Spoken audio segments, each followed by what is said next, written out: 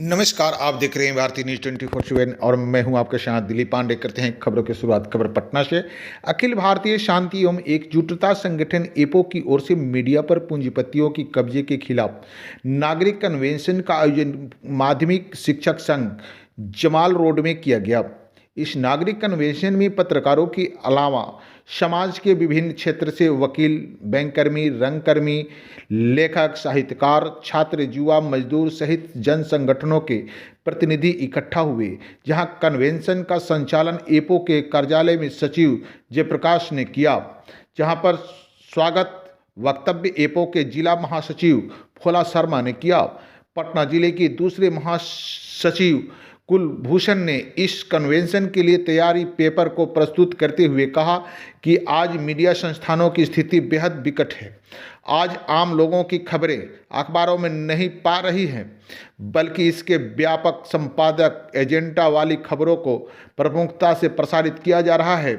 जहां राजकुमार शाही ने एपो के महासचिव ब्रज कुमार पांडे के आलेख में प्रस्तुत किया गया। श्रमजीवी पत्रकार यूनियन के महासचिव कमलाकांत सहाय ने अपने संबोधन में पत्रकारिता के इतिहास से अवगत कराते हुए 2014 से 2024 के बीच मीडिया की विश्वसनीयता समाप्त हो चुकी है। जब मैं पत्रकारिता में आया था तो लगता था कि अच्छे प्रोफेशन में आ गए। अब पत्रकारों के प्रति लोगों की प्रतिक्रिया अच्छी नहीं होती है। लोग मुंह कर देते हैं कि जर्नलिस्ट तो बिका हुआ है और यह सब बोलता है कि जिसे खुद की भी ज़्यादा समझ नहीं आता है। जब यह कहा जाता है कि यह स्पीचिंग कमेंट है, सब लोग ऐसे ही नहीं हैं, लेकिन यही छवि बनी गई है। बाहर से आने वाले लोग, ज़्यादातर पत्रकार होटल के कमरे में बैठकर रिपोर्टिंग लिखता करता है। हम लोग सच बोलने वाले आए थे, लेकिन सच बोलने से किसको नफ़ा नुकसान हो रहा है, यह सोचना हमारा काम नहीं। सर पर कफन बांधने की बात कहना आसान है, पर बांधना मुश्किल है।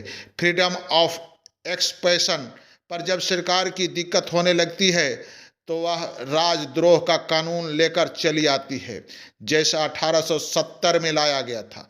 1878 में वर्नाकुलर में प्रेस एक्ट लाया गया। इसमें अंग्रेजी छोड़ दूसरी भाषाओं पर प्रतिबंध था। देश की आज़ादी में अखबारों की बहुत बड़ी भूमिका थी।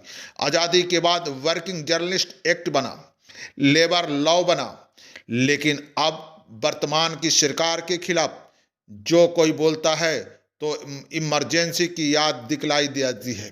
जेपी पटना के कदम कुआं से बोलते थे, वह देश भर के अखबार कवर करते थे, लेकिन आज तो प्रधानमंत्री कुछ कर देते हैं तो कह दिया जाता है कि यह मास्टर स्ट्रोक मान लिया जाता है।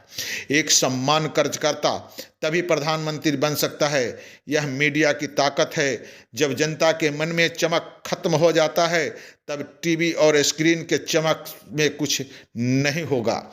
टाइम्स ऑफ इंडिया स्वराज के संयोजक पत्रकार संतोष सिंह ने अपनी बात रखते हुए कहा कि हर चैनल किसी न किसी पक्ष में खड़ा है, कोई निरपेक्ष नहीं है।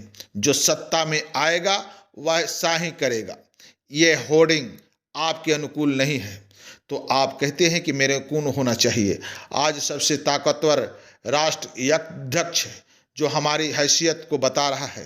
पहले ही ऐसा होता था, लेकिन पर्दे के पीछे चलने वाली चीज़ों को इसके उजागर कर दिया जाता था।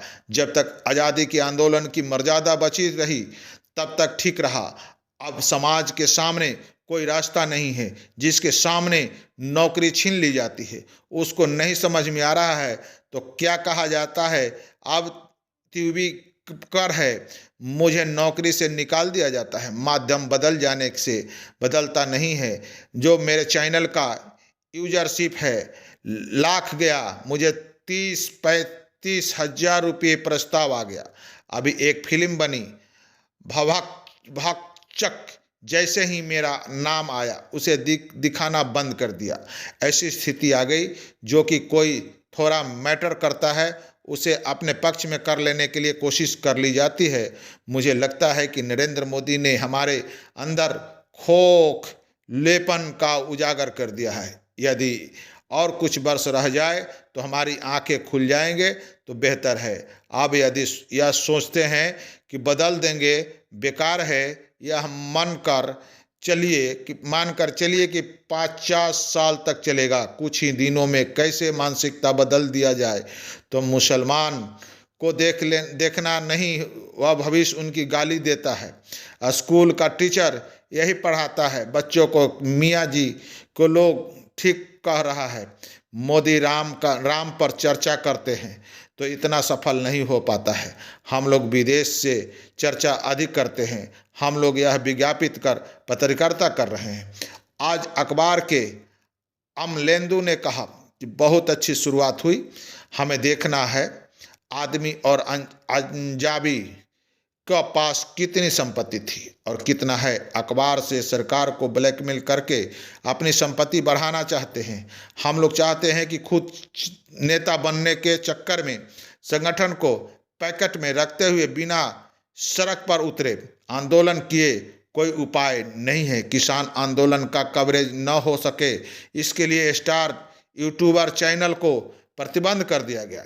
यदि मीडिया नहीं बचेगा तो क्या होगा। अब सब लोग कहने लगे हैं कि देश में अघोषित आपातकाल है। स्वतंत्र पत्रकार अमरनाथ झा ने बताया कि जब जैसे अयोध्या में राम मंदिर का इतना डंडा बजवाया गया, लेकिन कोई भी राम नंदी संप्रदाय का आदमी नहीं गया। मीडिया में पूंजीपतियों पर कब्जा पहले से ही था। आज़ादी से पहले भी ऐसा था। पहले घराना था, फिर ट्रस्ट से अखबार निकलने की प्रथा चली, लेकिन यह आगे नहीं बढ़ पाया। ट्रस्ट से निकलने वाला अखबार ट्रिब्यून है। सवाल यह है कि ट्रस्ट वाला मॉडल क्यों नहीं सफल हो पाया। इंडिया एक्सप्रेस का जूट मिला था। सभी अखबार असली व्यवसाय कुछ है और हिंदी क्षेत्र का संकट है। आनंद बाजार पत्रकारिता असिस्टेंट प्रोफेसर नीरज के अनुसार पत्रकार राज और बाजार से कैसे स्वतंत्र हो सके, उसका उपाय सोचना होगा।